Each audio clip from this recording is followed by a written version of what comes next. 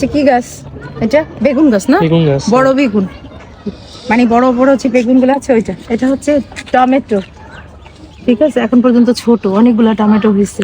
এই হয়েছে লাউ গাছ, এই যে লাউ গাছ, তারপরে টমেটো গাছ।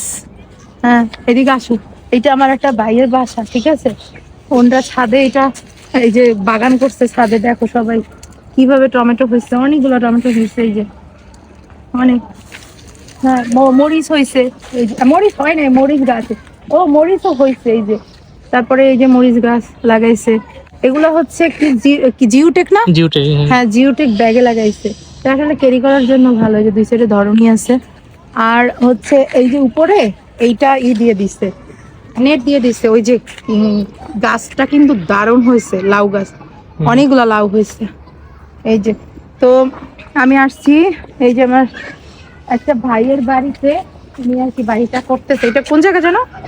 এটা হচ্ছে নয়াপাড়া রুস্তমপুর, সাভার। সাভার। হ্যাঁ, সাভার রুস্তমপুর।